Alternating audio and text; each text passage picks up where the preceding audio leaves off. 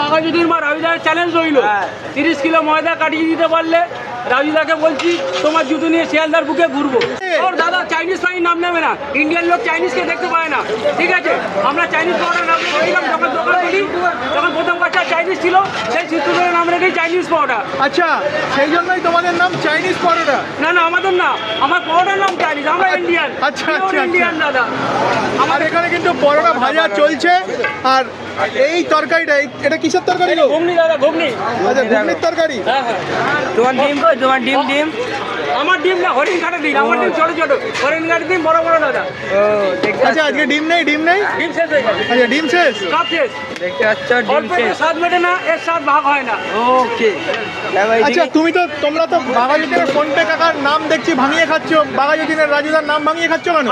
তোমাদের দোকান কি চলছে না? আমরা বাঘাযতীনের নাম ভাঙাই না, আর শিয়ালদার লাভপুর রাজুদার নাম ভাঙাই না।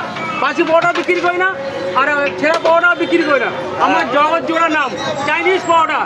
আমেরিকা থেকে ব্লগার এসে ব্লগ করে যাচ্ছে, ওই লোকাল কলকাতার ব্লগার দিয়ে আমরা ব্লগার করাই না, ঠিক আছে? দেখতে পাচ্ছ আর যারা যারা 10 কিলো ময়দা কাটাতে পারে না, তারা বড় বড় ভাষণ দেয়।